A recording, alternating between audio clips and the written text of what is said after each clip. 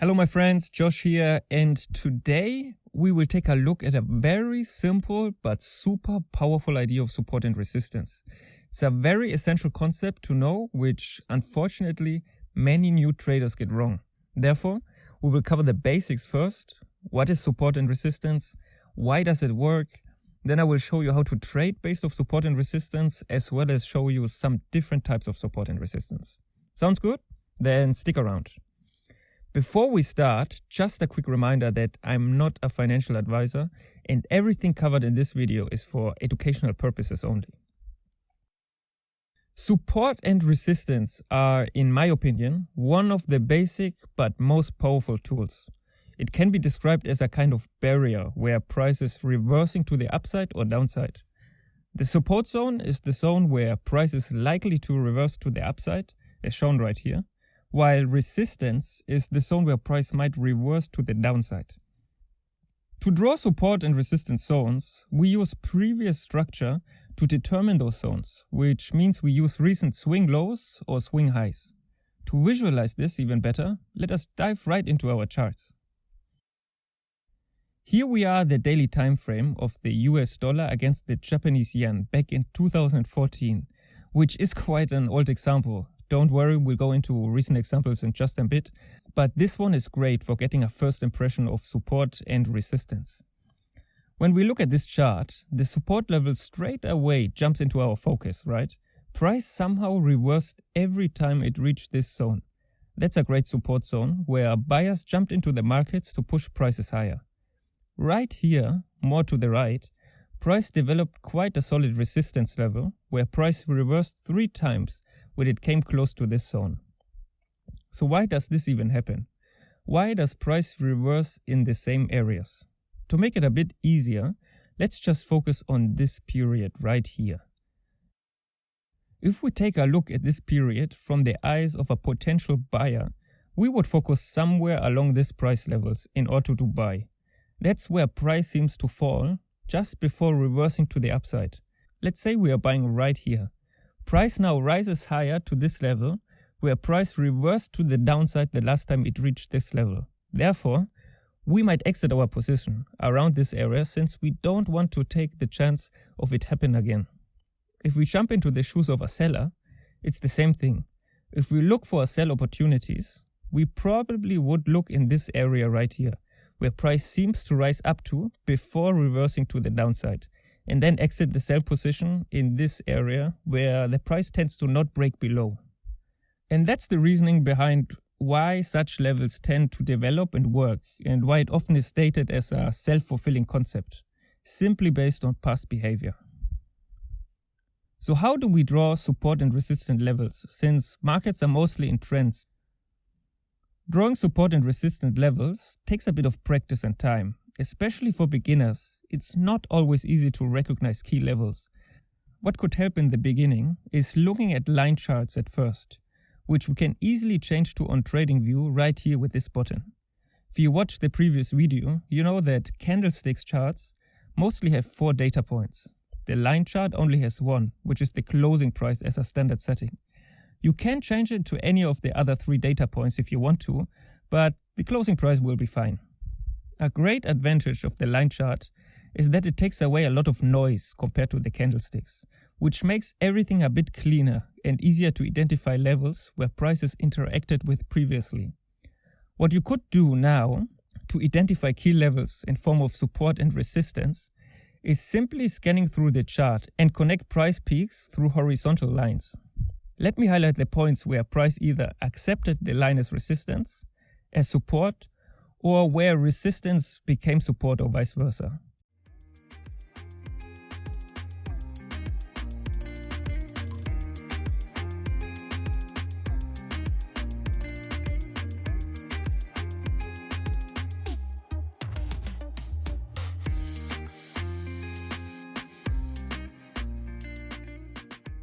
Now, those 3 levels are just for educational purposes. The true level, which is currently important, is right here.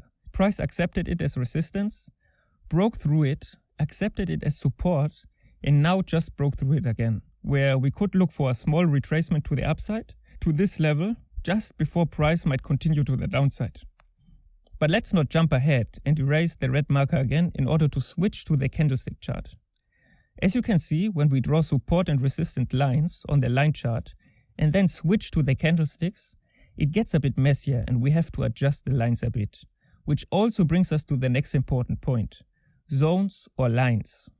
As we have discussed, the markets have millions of participants, which will result in price not necessarily reacting to a specific price level, rather to a zone around their specific price. In my opinion, it comes down to preference. I would say that you can get away with lines, but you just need to expect that price is not always perfectly respecting the specific line. If all those lines are still confusing to you, just let us draw in the price path, which will also visualize the power and omnipresence of support and resistance levels and makes it easier to understand. Let's start right here, where price found resistance, came back down, buyers took over again, broke through previous resistance to find new resistance at this level, which it respected twice, just to come back down to our previous resistance, which became support. Price continued to the upside, broke through our previous resistance level to find new resistance right here, to come back down to our previous resistance, which again became support. This behavior continues till the uptrend gets broken and price reverses to the downside. Since the euro-yen has been in a sell-off and broke through all our previous support and resistance levels, I would rank the three top levels as more or less irrelevant currently. While this level right here is still a level of interest, as well as the next support level right here. The question that comes to mind is, what do I do with those levels, right? Do I look for price accepting this support for a buy, which it did not? Do I look for a break and retest to sell at this current level of interest? Or do I look for buys down here? Before we go into this, let's look at another current example.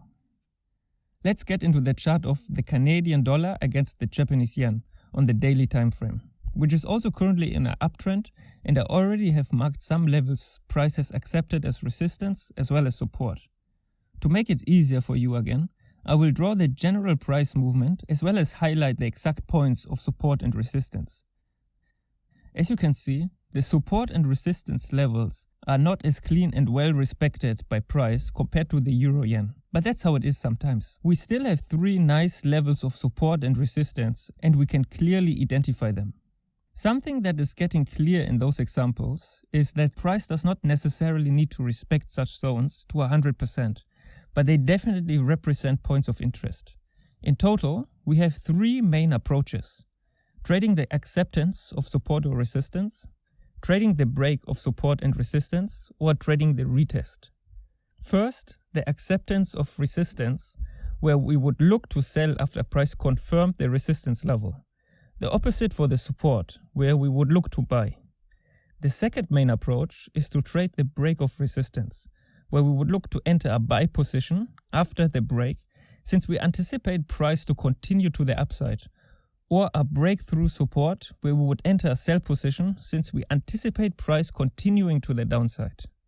The next approach is the break and retest, which is essentially the same idea as the breakout. We would wait for price to break through our support or resistance level, but instead of jumping right into our position, we would wait to see if price is retracing to the key level and accept previous resistance as support or previous support as resistance. When price accepts the new level, then we would enter a position. Let's get back to our example of euro-yen to see those three approaches on a candlestick chart.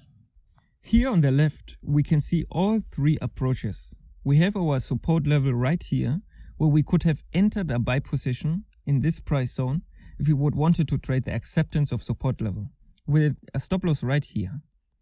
Price shoots up, breaks the last high right here, formed a new resistance to retrace back down to the price level of the previous new high, and then accepts this level and shoots back up.